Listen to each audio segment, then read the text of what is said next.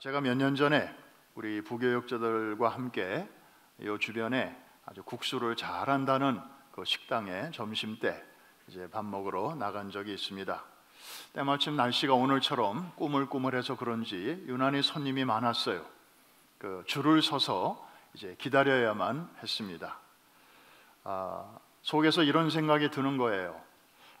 이거 꼭 줄까지 서야 되나? 그래봐야 한 끼 밥 먹는 건데, 또 오다 보니까 식당이 좌우에 즐비하던데 그냥 딴 데 가서 먹을까?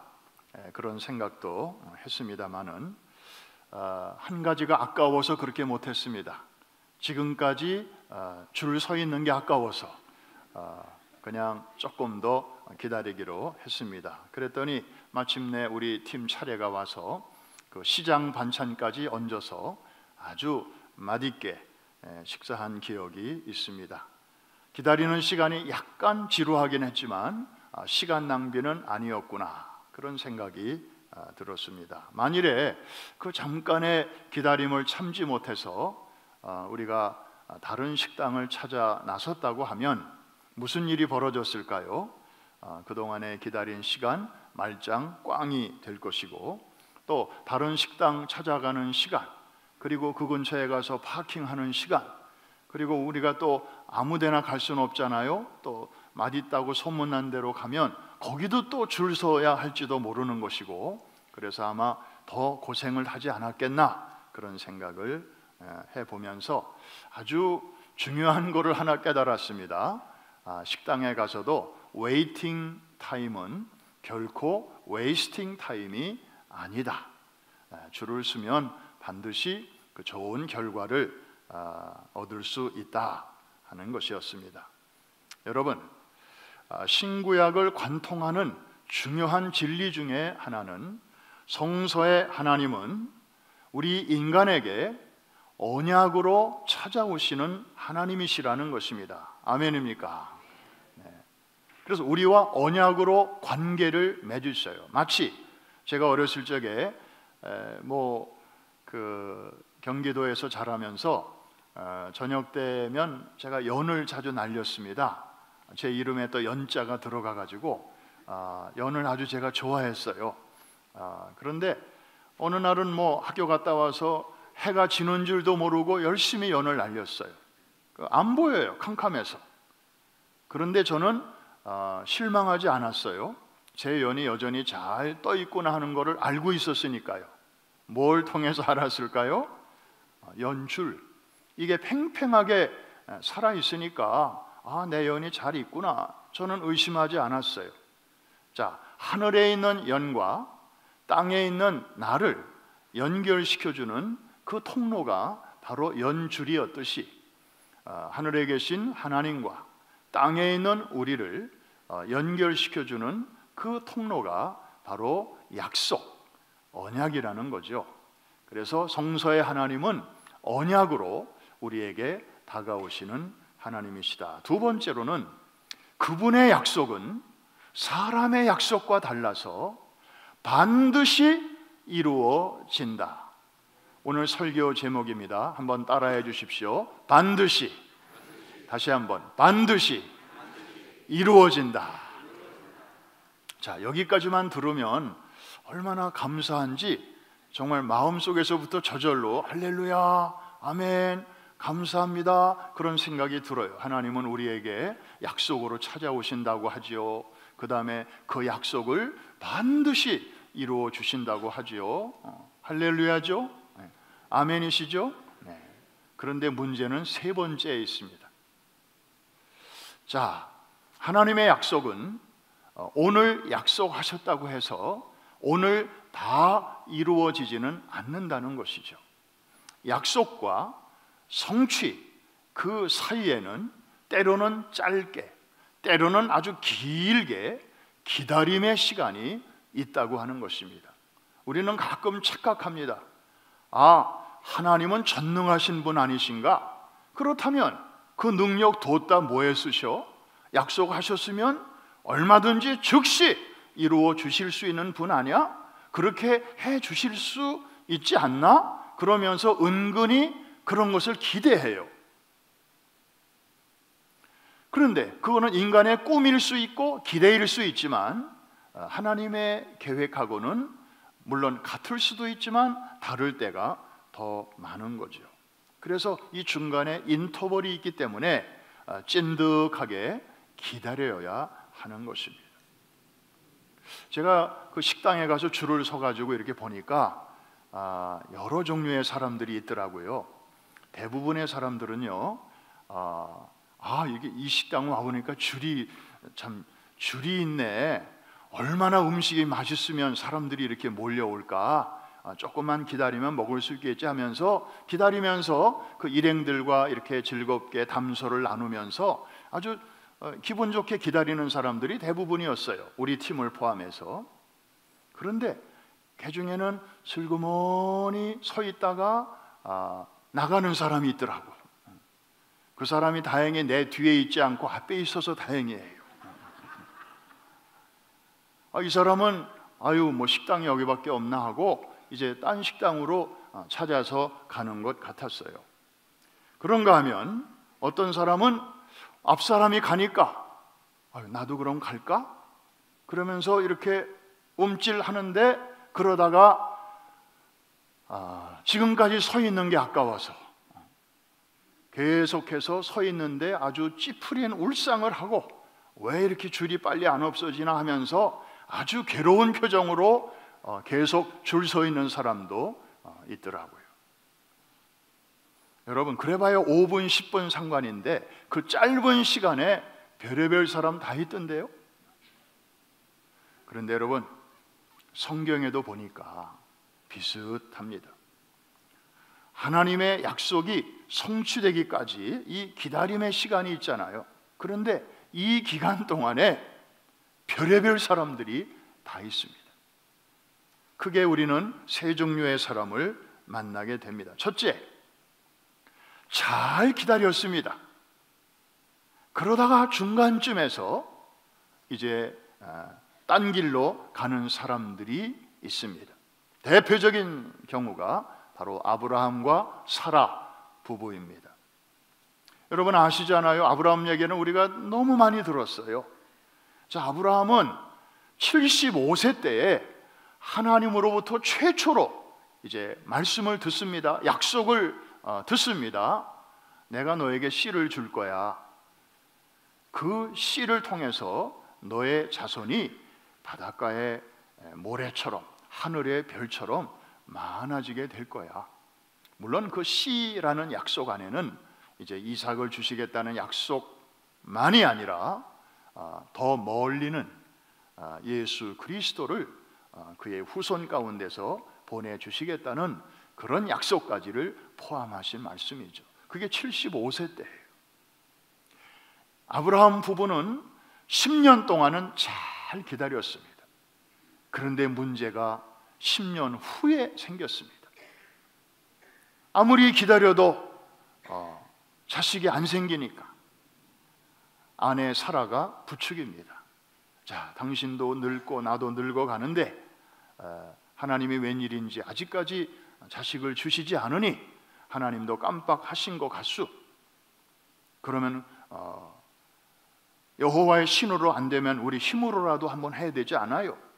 그래서 젊은 여자를 아브라함에게 들여보냅니다. 애굽에서 데려온 그 하갈이라고 하는 젊은 여인을 통해서 이제 이스마엘을 낳게 되죠. 그게 86세 때의 일입니다.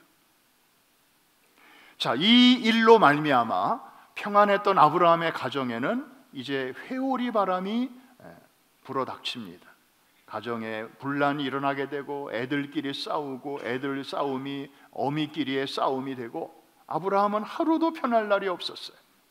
결국에는 이 젊은 어미와 어린 아들을 광야로 내쫓아버리게 됩니다.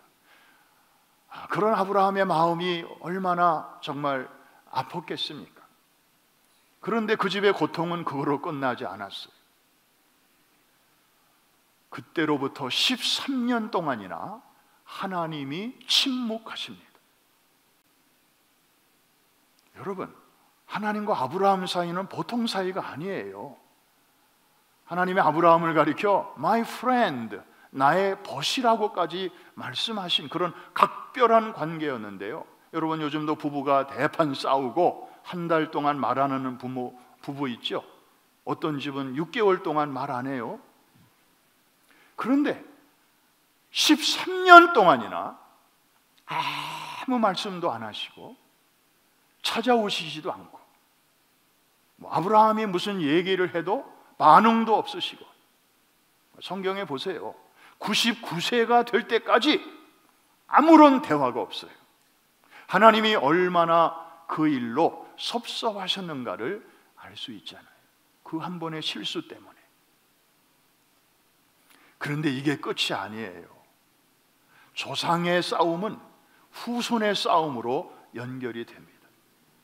아버지는 같은데 이삭이라는 아들, 이스마엘이라는 아들, 그리고 그들의 후예들은 계속해서 앙숙이 됩니다.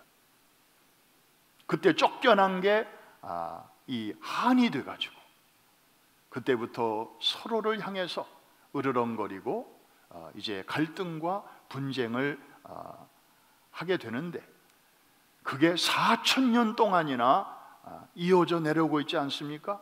지금 중동 문제의 불씨가 바로 그날 아브라함과 사라가 저질렀던, 잘 기다려오다가 중간에 한 실수, 그것 때문에 이렇게 빚어진 것입니다.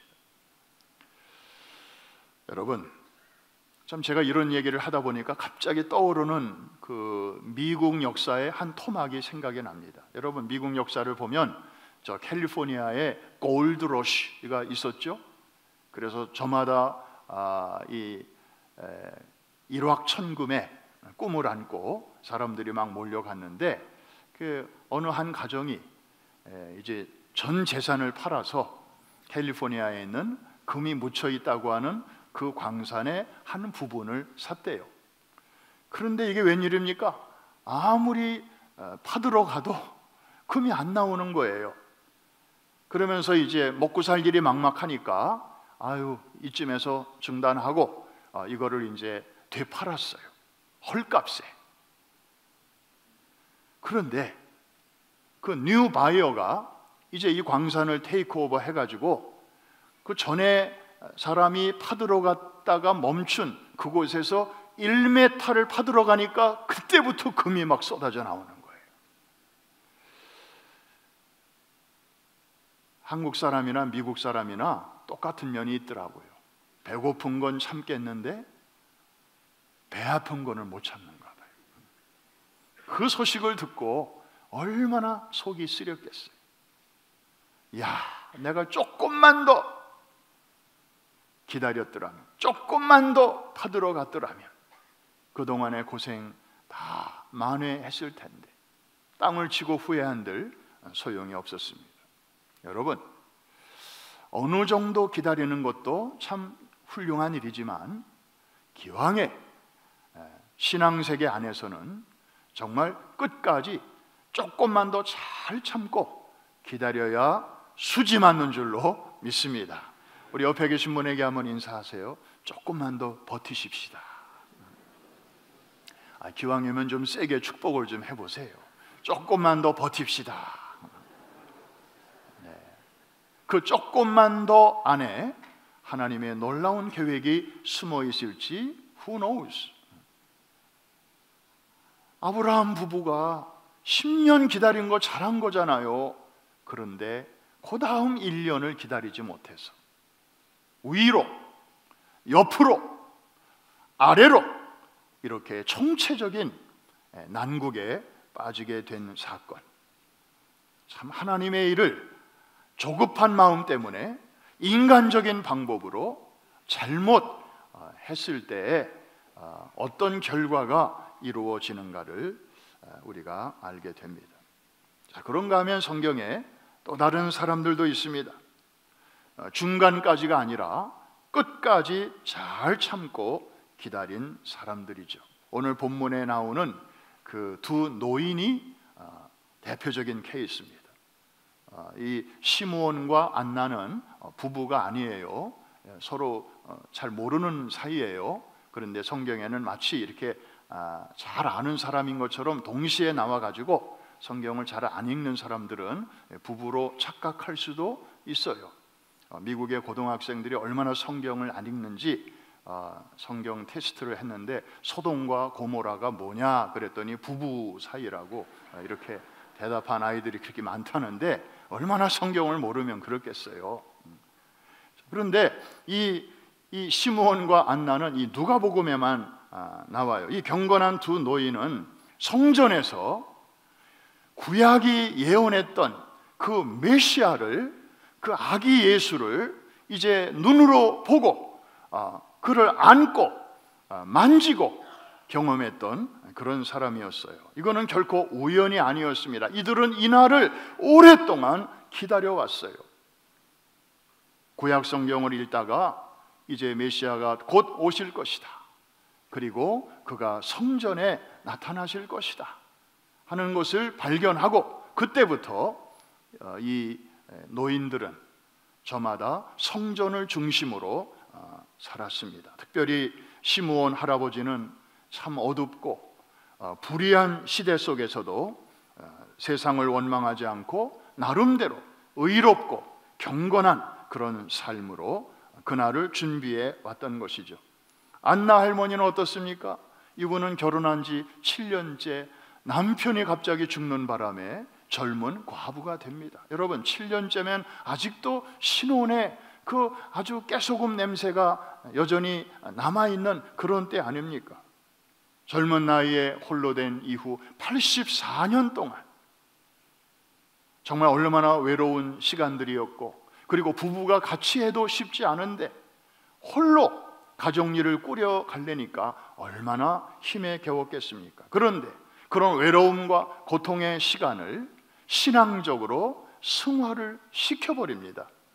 그래서 성전 중심, 말씀 중심, 그리고 기도 중심, 거기다가 금식까지 해가면서 끈질기게 메시아의 오심을, 그날을, 성전에서 그 메시아를 만나게 되는 그날을 기다려 왔던 것이죠. 오랜 기다림 끝에 이 두 시니어는 드디어 자기들 생애에서 첫 번째 크리스마스를 맞이하게 되었으니 그들의 기쁨이 얼마나 컸겠습니까? 그 시므온의 그 아주 기쁨에 찬 고백을 우리 한번 같이 들어볼까요? 네. 자, 시므온이 아기를 안고 하나님을 찬송하여 이르되, 그 다음 절은 다 같이 시작.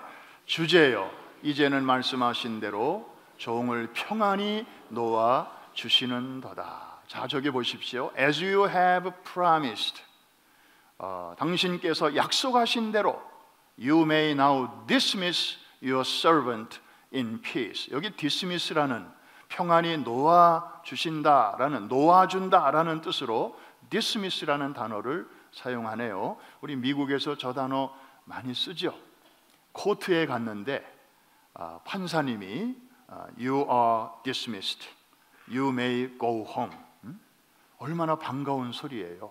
당신의 케이스가 이제 끝났다, 이제는 평안히 집에 가도 좋다. 그럴 때 우리 얼마나 홀가분해요.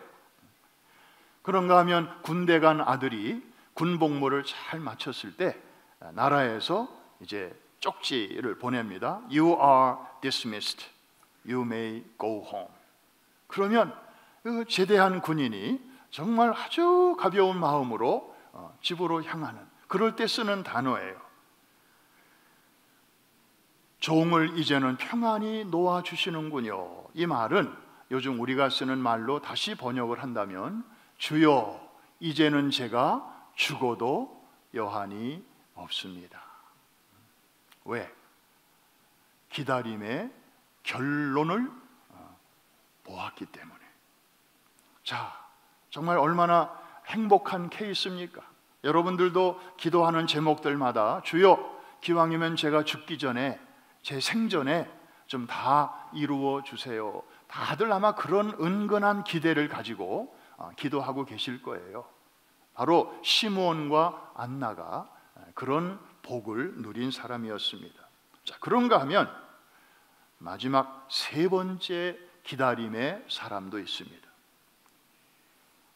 약속을 붙잡고 기다리다가 약속의 성취를 보지 못하고 눈을 감습니다.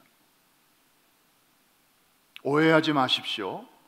얼핏 보면 이분들은 정말 잘못 산 인생이라고 오해받을 수도 있습니다. 믿음이 없는 사람들이 볼 때는 아이고 저 사람들 뭐 예수 믿는다고 저렇게 뭐 고고하게 살더니 결국에는 자기들이 원하는 그날을 보지도 못하고 그냥 저렇게 허무하게 갔네. 참 불쌍하네. 세속적으로는 그런 평판을 받을 수도 있는 그런 사람들입니다. 그러나 하나님은 절대로 그렇게 평가하지 아니하시는데, 자, 대표적인 사람 아버지와 아들을 여러분들에게 소개합니다. 먼저 아버지 야곱입니다. 성경에는 이스라엘이라는 별명으로도 나오죠. 자, 야곱이 아들의 초청으로 이제 이집트 땅에 이민 와서 고센이라고 하는 땅에서 여생을 아주 평안하게 살다가 이제 눈을 감게 되었습니다.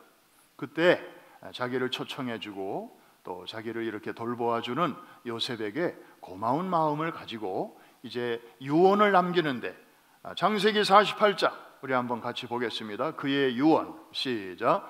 이스라엘이 요셉에게 또 이르되 나는 죽으나 하나님이 너희와 함께 계시사 너희를 인도하여 너희 조상의 땅으로 돌아가게 하시려니와.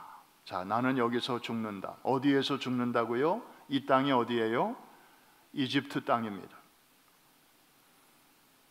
야곱은 무엇을 지금 기억하고 저 말을 하는 것입니까?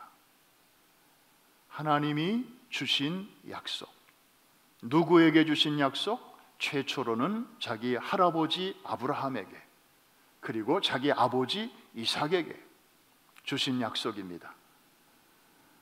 창세기 15장을 보면 하나님께서 그 아브라함에게 하신 약속 중에 너의 후손이 많아지게 될 것인데 이방 땅에서 객이 될 것이다. 그리고 그들은 400년 동안 종노릇을 하게 될 것이다. 그런 다음에 내가 그들을 끄집어낼 것이다. 그리고 지금 내가 서 있는 이 땅으로 그들을 돌아오게 할 것이다. 할아버지에게 주신 약속이에요. 그런데 지금 손자인 야곱이 죽어가는 자리에서 그 약속을 지금 떠올리고 있는 것입니다. 자, 나는 그 약속의 성취를 보지 못하고 이제 오늘 내일 죽는다마는, 그러나 하나님은 내 죽음 너머에서 그 언약을 지키실 것이야.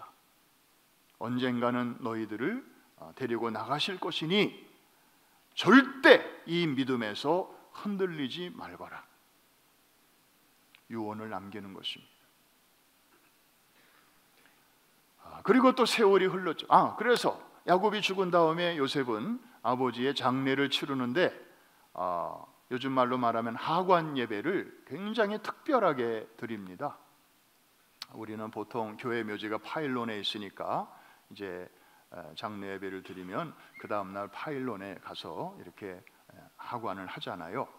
그런데 요셉의 아버지 그 하관 예배는요, 인터내셔널 하관 예배였어요. 이집트에서 출발해서 그 그레이브 야드가 어딘가 하면 이스라엘, 외국이에요, 외국. 그리고 헤브론에 있는 막벨라 굴에다가 이 야곱을 매장합니다. 여러분 상상을 해보십시오. 그 장례 행렬이 이집트라는 아프리카의 북쪽의 나라에서 시작해서 이스라엘이라고 하는 서아시아의 그 한 남쪽 지방까지 시내 사막을 가로질러 갑니다. 그 행렬이 얼마나 장관이겠으며, 그리고 얼마나 오랜 시간이 걸리겠으며. 그런데 그런 장례를 통해서 이제 야곱의 바디를 이스라엘 땅에다가 묻어준 것입니다. 자, 그런 후에 또 시간이 지나서 요셉도 나이 들어 이제 죽게 되었습니다. 아마 형들보다 먼저 세상을 떠나게 되었나 봐요. 그래서 자기를 찾아온 형들에게 또 유언을 하는데 참 그 아버지의 그 아들 일이 생각이 납니다. 요셉의 유언 한번 보십시다. 야곱과 얼마나 비슷한지 창세기 50장입니다. 다 같이 한번 읽습니다. 시작. 요셉이 그의 형제들에게 이르되 나는 죽을 것이나 하나님이 당신들을 돌보시고 당신들을 이 땅에서 인도하여 내사 아브라함과 이삭과 야곱에게 맹세하신 땅에 이르게 하시리라 하고, 그러면서 한술 더 뜹니다. 그 다음 절까지 한번 볼까요? 시작. 요셉이 또 이스라엘 자손에게 맹세시켜 이르기를 하나님이 반드시 당신들을 돌보시리니 당신들은 여기서 내 해골을 메고 올라가겠다 하라 하였더라. 여러분, 내 해골을 파가지고 메고 가달라고 부탁을 합니다. 왜 저런 부탁을 할까요? 자, 야곱은 죽자마자 이스라엘 땅에 묻었잖아요. 그런데 요셉은 죽자마자 애굽의 국무총리로서 애굽 땅에 묻힌 것입니다. 그런데 요셉은 믿었습니다. 내 생전에 그 일이 이루어지지 않았지만 내 죽음 너머에서 someday 하나님께서는 반드시 이 약속을 이루어 주실 것이다. 우리의 자손을 이 나라에서 끄집어 내셔서 가나안 땅에 옮기실 것이다. 그날이 오면 얘들아 잘 들어, 내 무덤에 가서 내 해골들을 추려가지고 please 우리 선조들이 묻혀있는 그 약속의 땅에다가 나도 묻어줘. 이 유언을 남긴 것입니다. 야곱도 요셉도 저들은 육체 안에서는 그 약속을 보지 못했습니다. 다만 그들은 육체 밖에서 하나님의 약속의 성취를 본 것입니다. 여러분, 잘 생각해 보십시오. 자, 믿었지만 기다렸지만 저들의 생애에 그 일이 이루어지지 않았습니다. 그럴 때 이들의 인생은 실패였다, 이들의 믿음은 헛발질이었다, 이렇게 말할 수 있는 사람 누가 있습니까? 그렇게 말할 수 있는 자격이 과연 누구에게 있습니까? 이들은 신앙생활 잘못한 것입니까? 아니죠. 오히려 이들의 신앙은 하나님을 감동시키는 그런 아주 차원 높은 신앙이었습니다. 이해가 되시면 아멘 하십시다. 나는 죽으나 하나님은 이렇게 하실 것이다. 여러분, 기다림의 핵심은 신뢰입니다. 상대방을 신뢰하지 못하면 진정한 기다림의 자리에 설 수 없습니다. 그래서 기다림이라 쓰고 우리는 신뢰라고 읽는 것입니다. 신뢰는 다른 말로 믿음이기도 한 것입니다. 자, 여러분, 성경에도 이렇게 크게 세 종류의 기다리는 사람들을 우리가 만났는데, 자, 그러면 오늘 우리는, 그리고 우리 시대의 기독교는, 오늘날 우리 교회들의 신앙은 이 세 부류 중에서 어느 쪽에 가장 가깝다고 여러분 나름대로 진단하십니까? 아브라함 부부, 시므온과 안나, 그리고 야곱과 요셉. 저는 개인적으로 이 질문 앞에서 저 자신을 들여다보고 또 우리 시대의 교회들을 들여다보고 그리고 이 시대의 기독교를 전체적으로 한번 들여다볼 때 왠지 모르게 아브라함 부부의 단계에 가깝지 않은가 하는 그런 우려 섞인 생각을 하지 않을 수가 없습니다. 개인도 그렇고 교회 공동체도 그렇고 처음에는 잘 기다립니다. 아주 순수한 마음으로 잘 합니다. 그런데 재림이 지연되다 보니까 하나님의 약속이 내가 생각하는 이때쯤에는 이루어지리라 생각했는데 그 기대치를 넘어가게 되니까 그 다음부터 사람들의 긴장이 풀어지고 자세가 흐트러지기 시작합니다.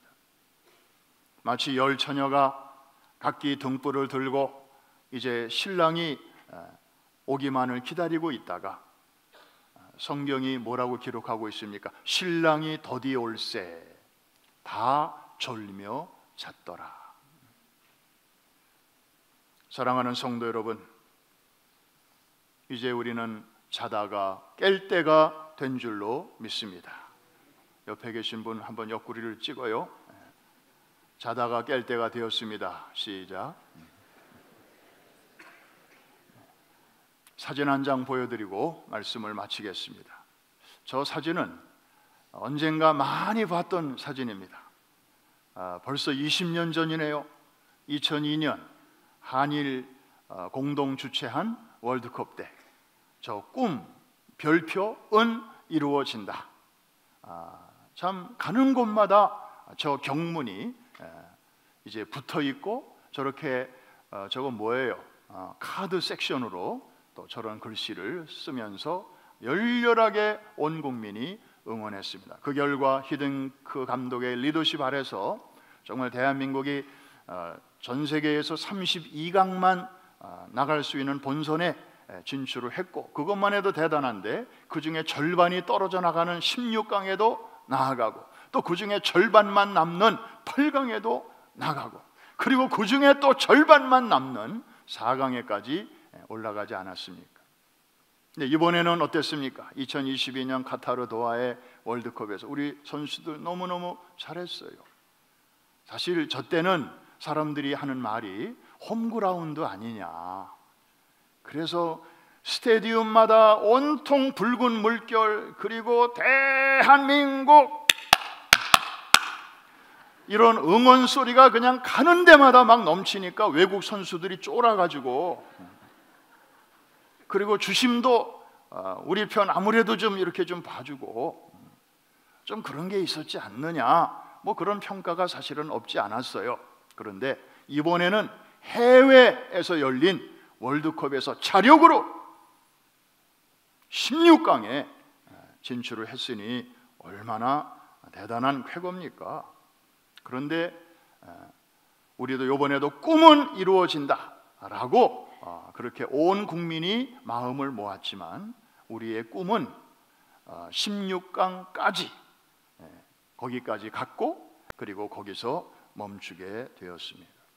그런데 여러분, 우리 인간의 꿈, 국민들의 여망은 거기까지일 수 있지만 하나님의 약속은 반드시 끝까지 이루어질 줄로 믿습니다. 왜? 약속하신 분이 사람이 아니고 하나님이시기 때문이에요. 하나님은 전능하실 뿐만 아니라 신실하신 분이시기 때문이에요. 전능은 한데 변덕스럽다, 그러면 우리는 참 그분을 신뢰할 수 없어요. 그런데 신실하긴 한데 힘이 없다, 이런 신도 우리는 의지하기 어려워요. 그런데 성서의 하나님은 정말 능치 못한 일이 없으신 그런 전능하신 분이실 뿐만 아니라 그 마음이 언제나 우리에게 좋은 것을 주시기를 기뻐하시고 온갖 선한 것이 하나님께로부터 나오는, 그래서 좋으신 하나님이신 줄로 믿습니다.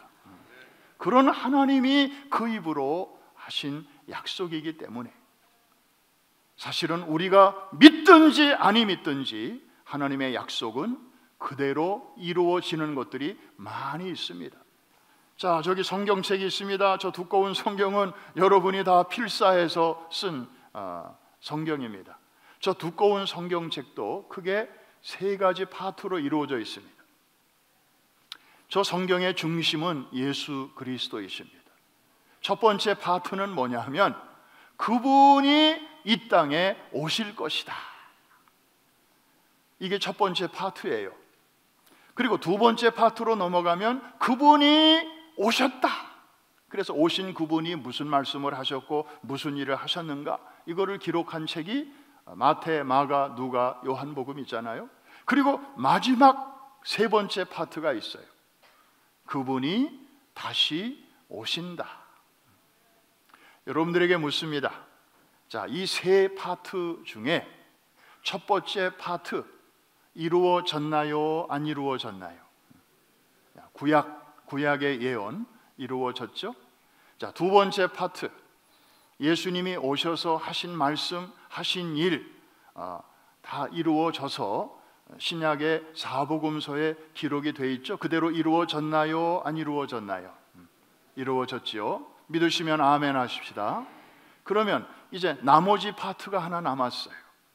그분이 다시 오실 것이다. 물론 He will come again, 이 짧은 말 속에는 무진장 많은 내용들이 주렁주렁 매달려 있어요. 그분이 다시 오시면 우리의 구원을 완성해 주실 것이고, 우리는 그 신랑으로 오시는 그분 앞에 정결한 신부로 이제 서서 어린 양의 혼인잔치에 참여하게 될 것이고, 그리고 그분이 오시면 우리의 눈에서 눈물을 닦아주시고 또 수고의 땀도 닦아주시면서 칭찬과 영광과 상급과 존귀로 우리를 맞아주실 것이고, 반대로 복음을 끝까지 거절하고 그리고 하나님의 백성과 교회를 핍박하는 어둠의 세력과 사탄의 무리들에게는 영원한 심판에 저들을 던져 버리신다고 하는 그런 하나님의 준엄한 약속의 성취까지도 거기에 들어가 있어요. 그리고 믿음을 지키다가 우리 곁을 먼저 떠난 우리 사랑하는 가족들과 형제 자매들, 주님이 다시 오시는 날에 모든 잠자는 자들이 그 자리에서 일어나게 되고, 할렐루야. 그때 남아있는 자들은, 살아있는 자들은 변화를 받아 영원히 썩지 아니하는 몸으로 변화를 받아서 주님 앞에서 우리 모두 다 같이 만나게 될 것이다 등등. 그래서 행복하고 밝고 따뜻한 그 종말, 그것을 우리가 다 맛보게 될 것이다 라고 하는 내용들이 He will come again 이라고 하는 이 세 번째 파트 속에 다 들어가 있는 것인데, 여러분에게 이제 중요한 질문 묻습니다. 자, 앞에 첫 번째 파트가 성경대로 이루어졌음을 우리가 믿고, 두 번째 파트도 성경대로 다 이루어졌음을 믿는다면, 이 마지막 남은 아직 완성되지 않은 이 세 번째 파트도 성경대로 이루어질 줄로 믿어지시는 분들만 아멘. 아멘입니까? 반드시 그렇게 될 줄로 믿으시면 더 큰 소리로 한번 아멘 하십시다. 할렐루야. 우리 하나님 앞에 감사와 영광의 박수를 올려드립니다. 이게 바로 성경적인 믿음입니다. 무슨 꿈은 이루어진다라고 할 때에 그런 꿈과는 차원이 다른 거예요. 대한민국 국민들의 꿈은 어느 정도 이루어질 수도 있고, 아니 그 이상도 이루어질 수 있죠. 그러나 아무도 장담 못해요. 어느 누구도 보장 못해요. 그러나 하나님의 저 약속은 지금까지 그 모든 일들이 성경대로 이루어졌은즉 남은 과정도 반드시 하나님의 입으로 나오신 성경대로, 약속대로, 언약대로 그대로 성취될 줄로 믿습니다. 그래서 저 성경은 하나님의 약속으로 가득 찬 책이에요. 그래서 구약, 신약, 약국에서 파는 약이 아니잖아요. 약속의 약자예요. 그래서 구약은 주님이 오시기 전에 주신 약속이라고 해서 옛 언약이고, 신약은 주님이 오신 이후에 그 증거를 가지고 더 확실하게 우리에게 풀어주신 약속이라고 해서 새 언약이고, 그래서 저 안에는 누가 세봤더니 5,000가지 이상의 약속이 들어 있습니다. 그 중에 몇 가지만 소개할 텐데요. 여러분, 하나하나 약속이 여러분들에게 선포될 때마다 믿으시면 큰 소리로 아멘으로 응답해 주시기 바랍니다. 볼지어다 내가 세상 끝날까지 함께 있으리라.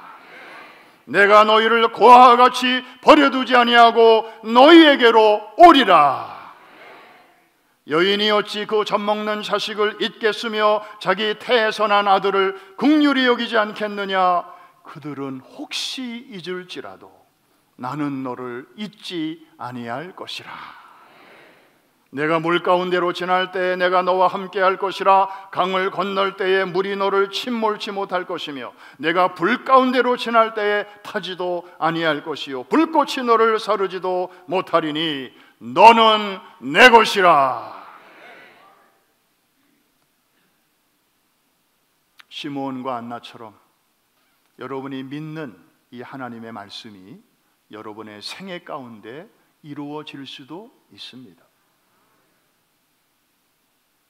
저에게도 여러 기도 제목이 있는데 많은 일들이 제가 죽기 전에, 제가 제 코끝에 호흡이 남아있을 때 그거를 좀 보고 갔으면 하는 그런 기도 제목이 저에게도 많이 있습니다. 그렇게 하실 수 있는 분이십니다, 하나님은. 그런데 하나님이 반드시 우리의 기대대로만 움직이시는 분은 아닙니다. 하나님은 영원한 현재 속에 거하시는 분이기 때문에 우리에게 최선의 것을 주시기를 원하시는데, 어떤 일은 우리의 죽음 안에서 우리가 살아있는 동안에 이루어 주시기도 하고, 어떤 일은 야곱에게처럼 요셉에게처럼 그들의 신앙이 아주 좋았음에도 불구하고 하나님께서는 그들의 죽음 이후에, 사실 요셉이 죽은 후에 그의 약속이 언제쯤 이루어집니까? 400년 이상이나 기다린 후에 그 약속이 이루어졌습니다. 저는 요셉도 훌륭하지만 그 요셉의 후손들도 참 너무 훌륭하다고 생각해요. 그 요셉이 남긴 유언, 400년 동안 그 후손들이 그거를 구전으로 그거를 건네받아서 그 출애굽하는 날 정신없고 경황없고 분주하고 바쁜 그 상황에서 요셉의 무덤에 누군가가 가가지고 그거를 다 해골을 뼈를 추려서 그거를 들쳐매고 가나안 땅까지 갔다는 거 아닙니까? 자, 여러분, 성경에 흐르고 있는 기다림은 시시한 게 아니에요.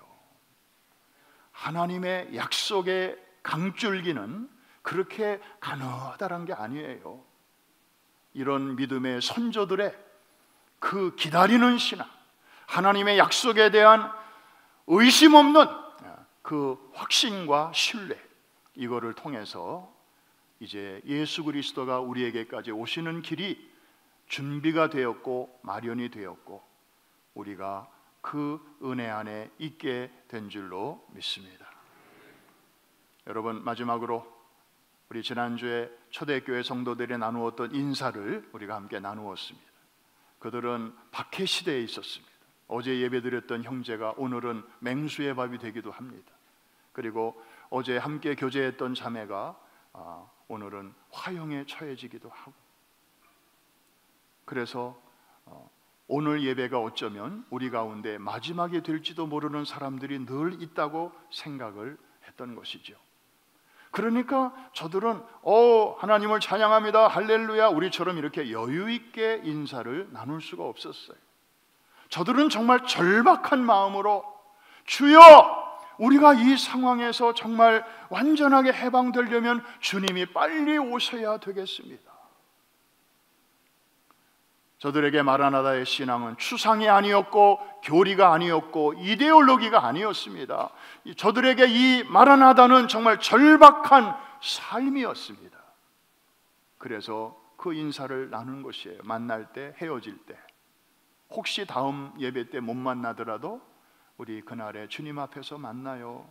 마라나다, 이게 그들의 신앙이었습니다.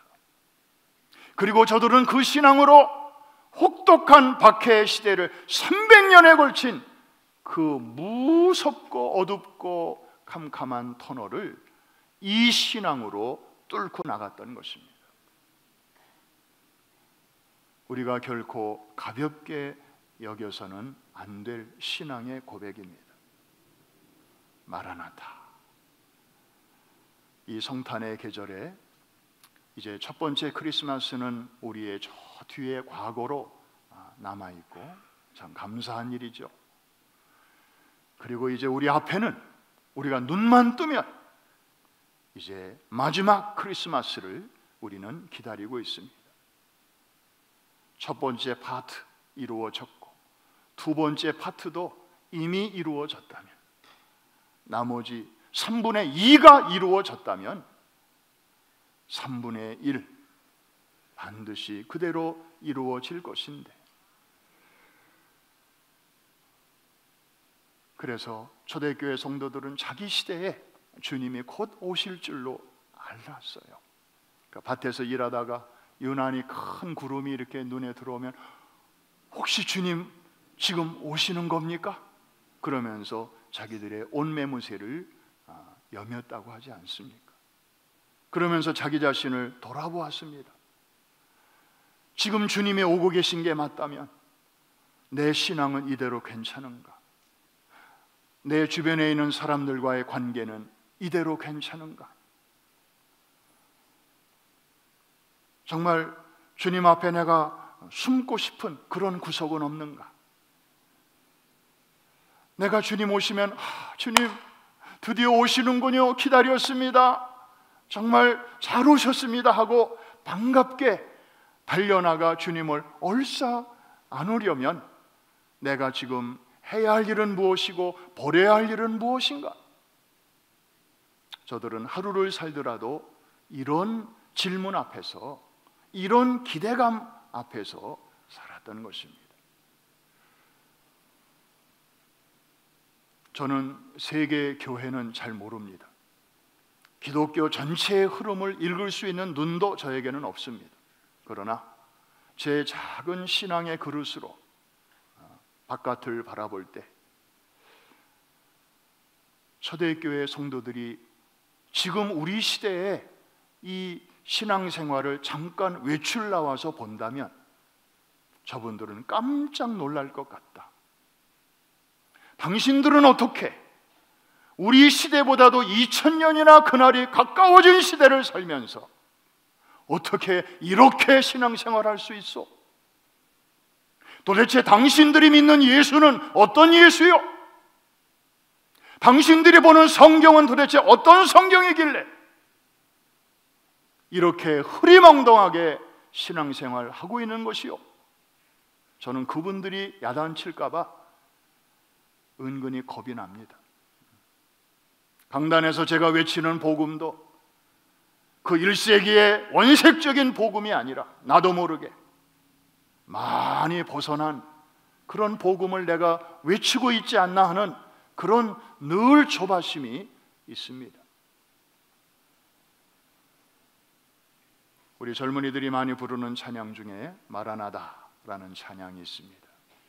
저도 이 찬양을 부르면 부를수록 정말 저 자신을 돌아보게 되고 또 우리 교회를 돌아보게 되고 또 시대를 바라보게 되는데, 오늘 우리 여러분과 함께 이 찬양 같이 한번 부르기를 원합니다.